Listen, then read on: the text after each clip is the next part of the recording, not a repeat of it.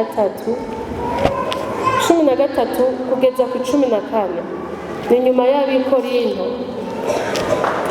Mu rupapuro muri isezerano rishasha rw'amajana 214. Abigalatiya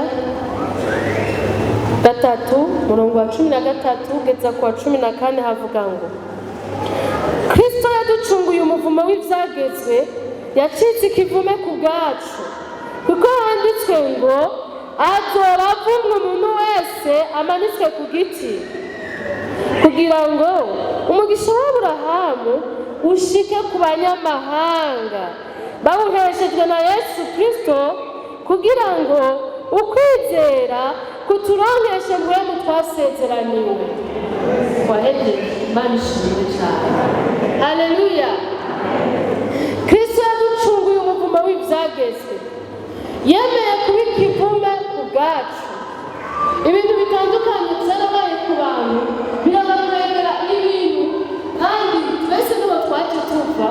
Ibintu umenga hari imyaka igukurikira, ibintu umenga hari ikikubuza kuba amahoro, ibintu umenga hari ikikubuza kuroranirwa, kandi hari aho bikomerera rwose, kandi ntibiba byizanye.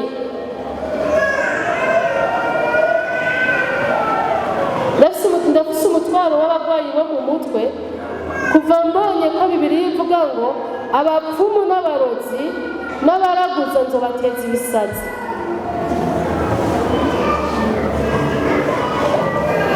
Mbonye ko ibisazi hamwe hatari hake muri Bibiliya herekana ko ari inkurikizi z'abasenze ibigirwamana, narabagiriye umutwaro be n'imiryango bavamwo.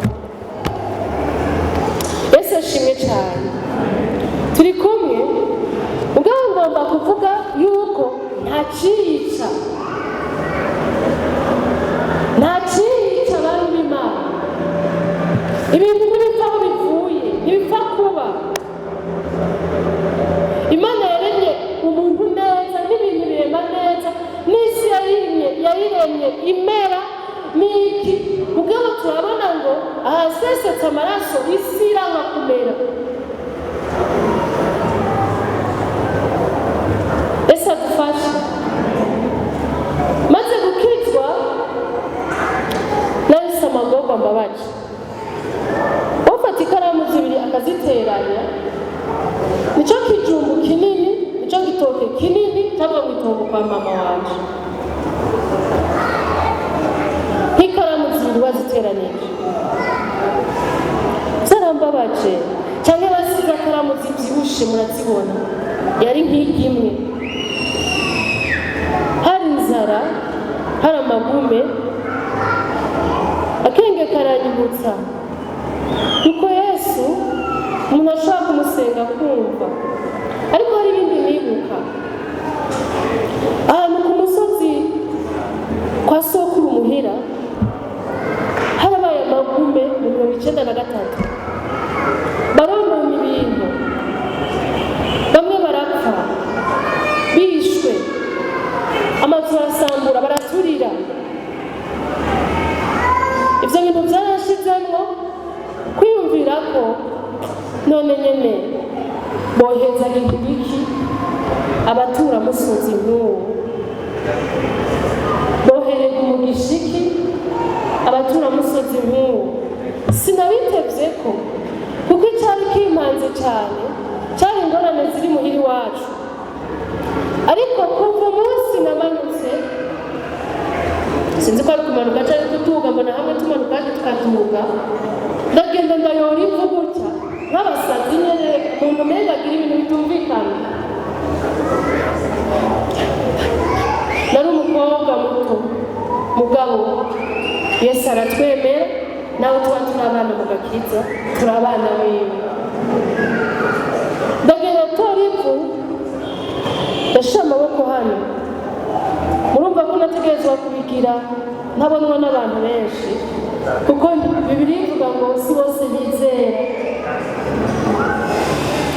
Ndasenga, ndarihezagira, ndarikuza ko imivumo, ndavuga mwami Yesu, uhereye uyu munsi singomba gusubira kubona kubona igenzera mu nzu kwa mama ndaritereramo ndigira kuva ico gihe ntivyongeye kubaho.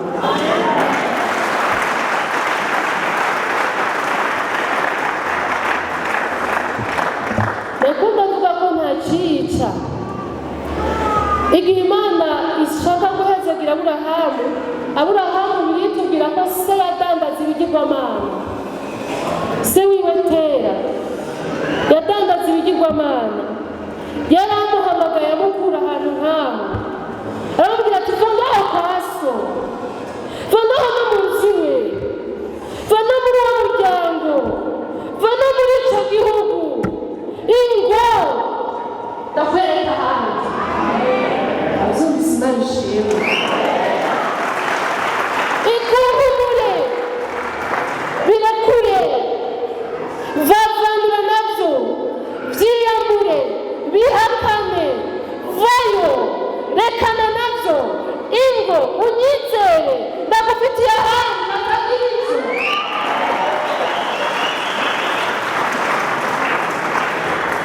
Imana ishimwe, Imana ihabwa icubahiro. Si kubusa abantu bafise ibintu bigenda bibakurikira, si kubusa umwana asambana kurusha se, kandi yaramubonye ko asezanye abagore batatu zononera nyina, nawe arakurikizaho ahubwo bimuha icitegererezo ngo ahindure ibintu, nawe abandanya uko. Uyu munsi imivumo icagagurike mu izina rya Yesu. Haleluya. Wivyizana, si kubusa umuntu aronka ibintu bikamubana imfabusa. Wivyizana, hari ibintu vyabaye vyaherewe kuri Adamu, abandi bose barakira, hanyuma ivyo waherejwe bingana n'ivyo ku ruvyaro rwawe kuva ku rwa kane uvukamo.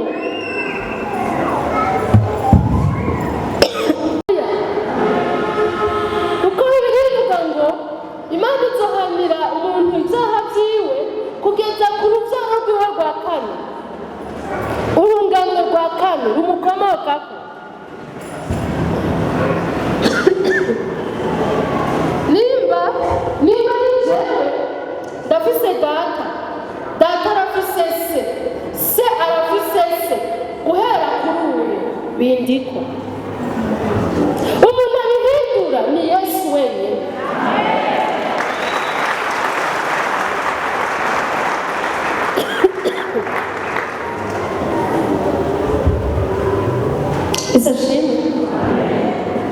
Ese ashimwe. Nagira mvuge ba sokuru banje ariko nta kamaro, nawe vuga ari wawe. Aleluya. Nawe vuga ari wawe. Kuko mu gihe ushaka ikibi, Imana ngo izoha umugisha umugororotsi kugeza ku rubyaro rw'igihumbi.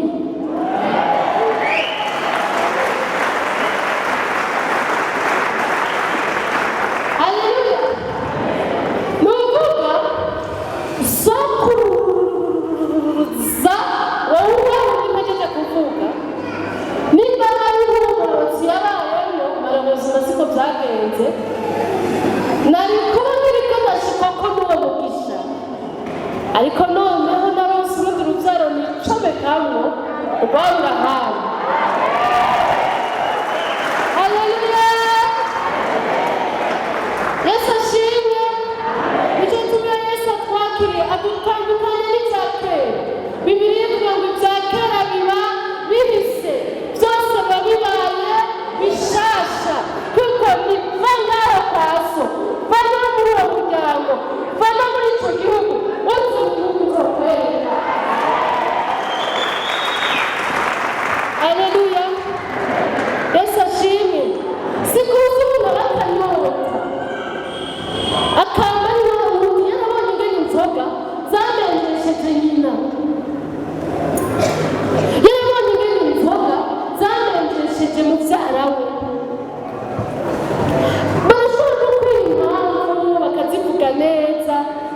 mugabo urazi urupfu rwishe rukwishe cyangwa abandi bapfuye muri ibyo, mugabo ikintu womenya ni uko ntakiyica.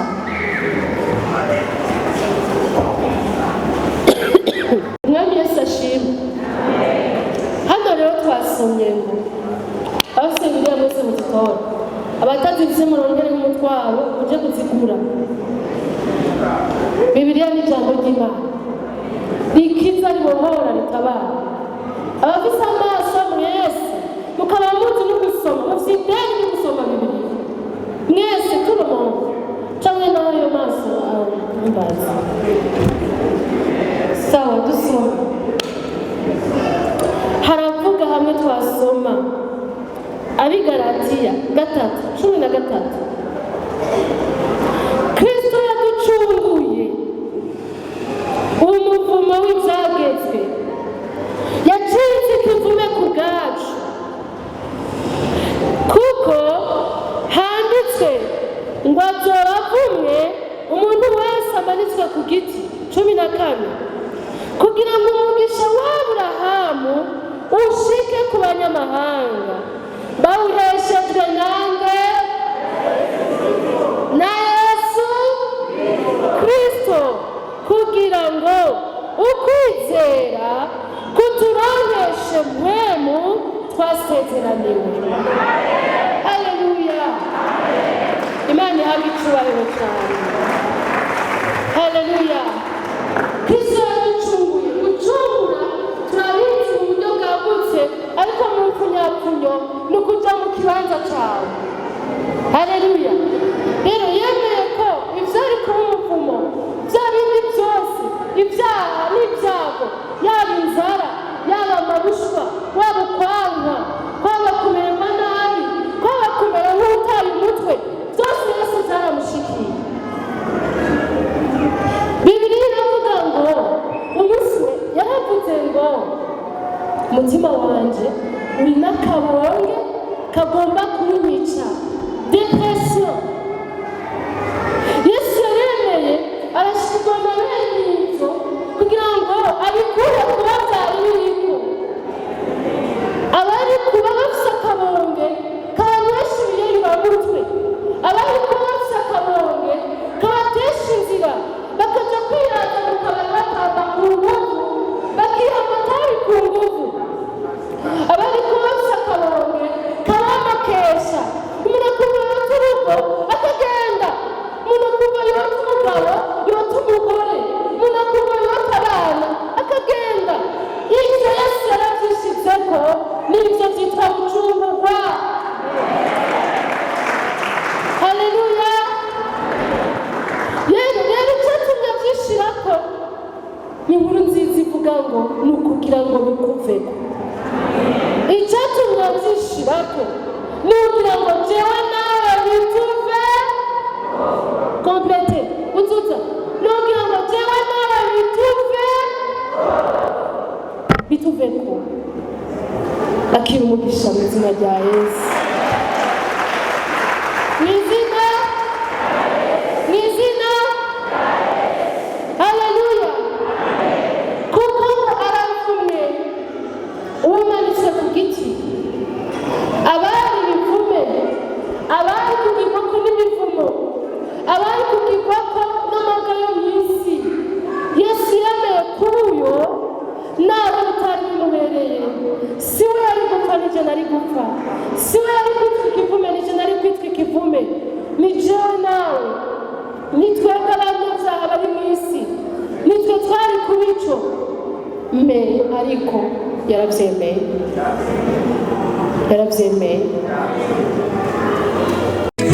Jambo niwe tara yakira hacuza umwiza bigakesha ijoro.